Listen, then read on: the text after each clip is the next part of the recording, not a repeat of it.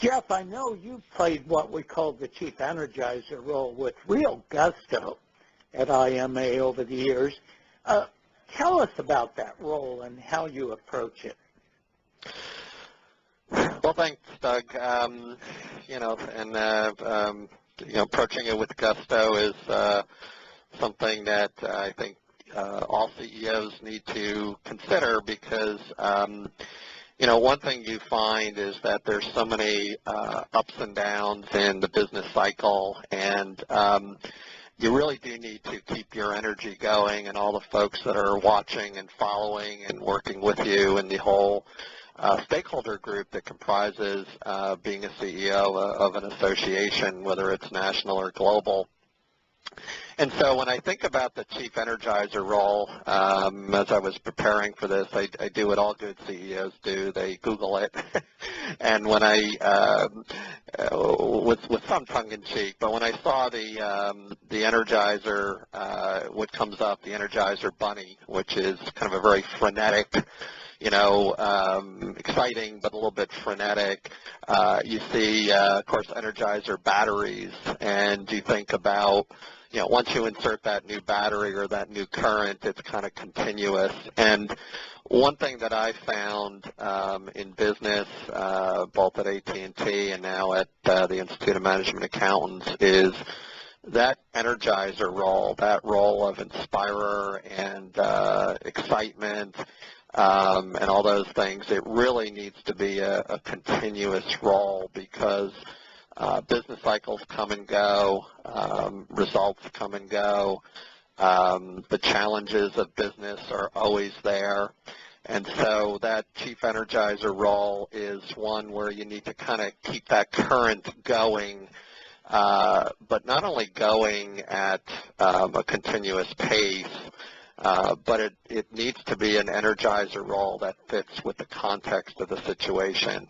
And I know we're going to talk about some specific examples, but sometimes the Chief Energizer role could be a little bit frenetic. In some cases, it needs to be a little bit more calm and deliberate. It really depends upon the context of the business cycle and the business situation you're in. So I treat it seriously. I hope I approach it with gusto, but I've come to learn that there needs to be a level of continuity and context. Great. Now, you mentioned in a conversation recently that you had an occasion to play the Chief Energizer role, a very important occasion during a business crisis, a challenge competitively. Tell us about that and how you played this role to address that challenge. Sure, and so here's a good example of business cycles, and you can't take anything for granted in business, and you got to keep pushing and striving for that next challenge, that next hill, that next opportunity to serve members and customers, et cetera. So here I was, CEO of the organization just for about 3 years, and as you may recall, we were in turnaround mode when I took over in 2008, 2009. Things were going reasonably well in terms of our governance, our value proposition, our globalization path, et cetera. And in 2011, we learned that a very prestigious association in our profession announced a certification that was a direct competitor to our CMA, Certified Management Accountant certification. So here's an organization that's very prestigious, that's very well regarded, that had been in a different part of the accounting profession, and like flipping the light, inserting that battery, or putting on that current, here you go. And it certainly was a disruption. We would certainly like life to be perfect, where we continue to make a difference for our members and for society and growing at a 20% clip. But darn it, things happen. And what we found was that we really needed to apply this Chief Energizer role in a specific context. And that's my point earlier, Doug, that this isn't the Energizer bunny that you turn on, and I'm not even sure if the bunny is a he or a she, but let's call it a she, is kind of frenetic and jumping around and full of energy continuously. And the context requires how you portray your Energizer role to your hundreds and perhaps thousands of stakeholders. So in this particular case, we kind of have this philosophy at IMA that we want to avoid the two extremes of business when dealing with disruptive situations. One extreme is complacency, that I'll talk about a little bit later, but the other extreme is panic. The zone that you want to be in as Chief Energizer or CEO, Chief Energizing Officer, is sense of urgency. And as simple as that sounds, it's not always so easy. So on the panic side, I actually had calls from constituents, from members, even from some volunteers who said, Jeff, wow, this organization that announced a directly competitive set of products and services with 10 times the reach, can we survive this? Can we, do we just fold our tent? And so the Chief Energizer role in that case was calm, deliberate. We've got a strategy. It's working. By the way, we could do better, and competition is always a bit of a kick in the you-know-what to perhaps accelerate things that we should have been doing or to mobilize around actions that we should have been considering. But we took a very specific approach in this role of Chief Energizer. And I was not the only Chief Energizer. I mean, maybe I'm the chief of all chiefs, but, we got our entire board educated. We put out frequently asked questions. We mobilized our entire leadership group around the world, both staff and volunteers, to say, hey, this is a challenge. It's one that we're going to take on. At the end of the day, we can't be consumed by our competition. We have to be consumed with an unwavering and relentless focus on value to our members and to the profession. So, and basically, you took a very deliberative approach, almost the polar opposite of a frenetic Energizer bunny bouncing around. You were very encouraging, but your basic message was, hey, let's do what we're doing and do it very, very well and even better. Is that Doug, I think you captured it well. When you read leadership books, and I think we've talked about this before, and I know I've read it in all of your resources and blogs and such, leadership has to be in context. And so you might have a certain leadership style, a primary style, and it might be more, more energetic, less energetic, building followership, building coalition, whatever that leadership style is, or more autocratic, servant leadership. But the beauty of leadership and great leaders are those who are able to take all of those leadership styles and fit a particular context, a particular business context. So yes, you're absolutely right. This was not a case where you say, look, we're reflecting on this big competition. We're a little bit concerned about it. Not quite sure what the path forward is. Of course, that doesn't work. But the other extreme of rah-rah, we've got it nailed, we're not concerned, would be equally disingenuous and unrealistic. So that zone of a calm, deliberate, but fiercely competitive approach. See, I personally believe in fierce competition, I think competition's a good thing for organizations and for society, and fierce just means that you hit it head on and you up your game in differentiation and relevance and quality and time to market of all of your products and services. You can tell I came from AT&T, which, of course, in the age of competition, we were slow and in many, many cases, and needed very quickly to become agile and competitive. And you're really saying calming the waters is often more important than rallying the troops. Yes. Yes. Remember, IMA had been perhaps 2 or 3 years into its strategic turnaround from many, many years of decline. And so you're into this 2 to 3 year period, which is not that long of a period of time. In fact, I would not argue that we were out of the turnaround and into, a good upward trajectory within 2 or 3 years. I don't know what the magic number is, but I would suggest perhaps 5 would be the minimum bar where you could say, wow, we've got 5 years of sustained growth and value. And like I said, you've got this heavyweight in the profession that's in your space, which of course they have every right to do. And, now it may require to rethink. But the one thing we did not rethink was our strategy, and this happens to for-profits, non-for-profits, is you're hit with a disruption. It could be economic disruption, it could be technology, it could be competition, and you're, oh, wow, we got to relook our strat. Oh, wow, well, let's get the board together. No, now, the execution of the strategy, you either believe in the strategy or you don't. You're monitoring the strategy. Your leading indicators are good.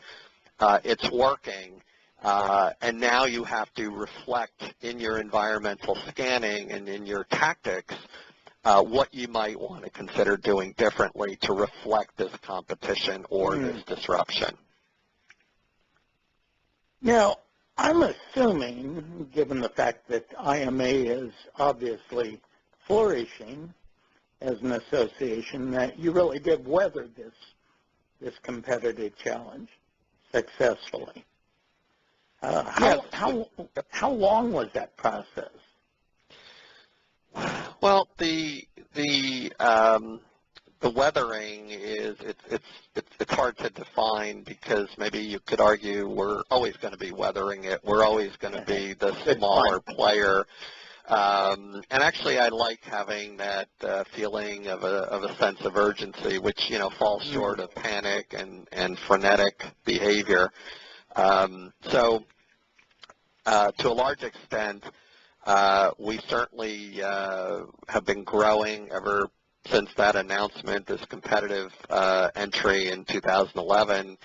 For the last 5 or so years, our CMA credential has grown, called a compound annual growth rate of 21%, which is pretty darn good.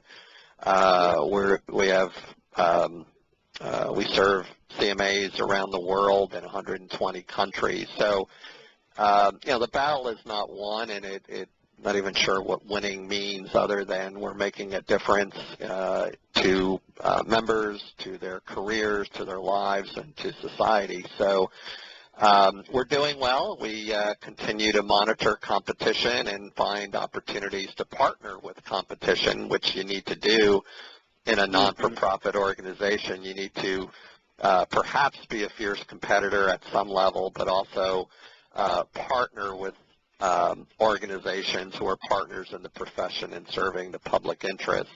But we're doing pretty well, and as I think ahead a little bit, in fact, just yesterday, Doug, we had a global town hall where we announced our results for the year, and also announced the bonus payout, and so we had record results.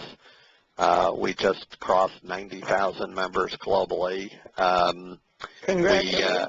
Well, thank you. We're very pleased, and it's it's a reflection on what we've done, but what we still need to do in many ways.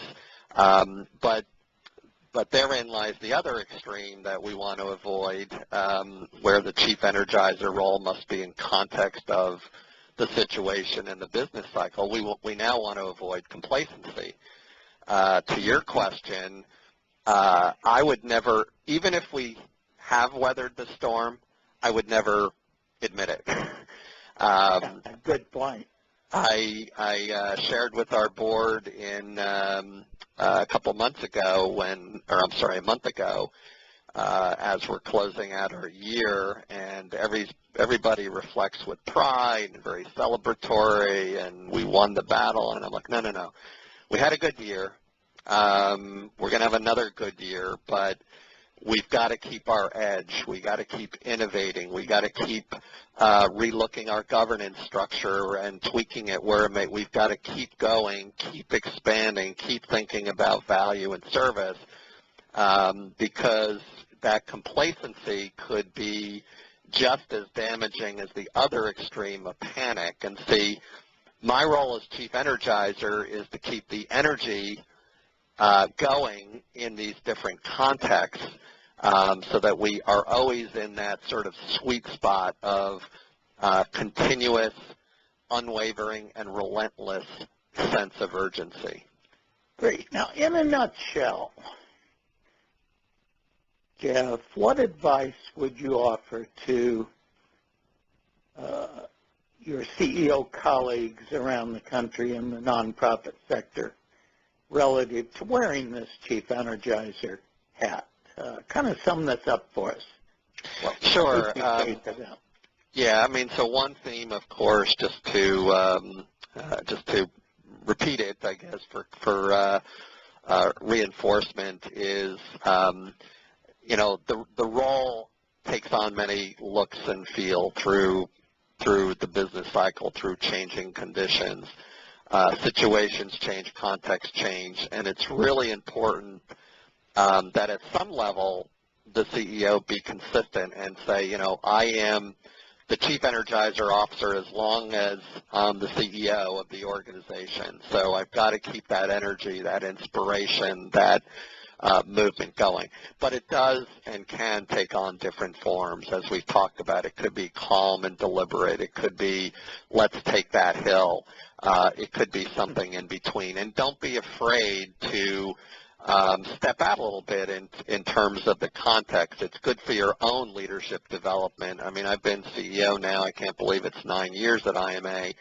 And I feel like I'm continuing to learn and grow as a CEO and someone who was a CFO of a multi-billion-dollar operation at AT&T. And then the other bit of advice is, and this is easier said than done, I mean, there's so many things that disruptions lead you to do or accelerate. It could be, let's form an innovation council. We're beginning to see jobs getting lost in our sector because of digitization of the value chain. Let's form a committee. And I always say to myself, what can I do and what can the organization do to get ahead, to not just be a just-in-time reactor? And so I've learned in more broadly perhaps than the Chief Energizer role that I want to build in as much into our DNA that creates sustainable growth, not just-in-time kind of activity. And yes, this competitive entry in 2011 was something that we weren't as well prepared for as we could have been. We are very well prepared now for many types of competitive and non-competitive disruption. So it's not as sexy. It's not as geared to public relations when you're sort of doing things on an everyday, build it into your DNA, as opposed to a big announcement about how you're forming a new group to do something to kind of react to a situation. Well, Jeff, as always, it's been very thought-provoking. spending time with you. I appreciate your sharing your thoughts on this critical Chief Energizer role, and I wish you a great weekend.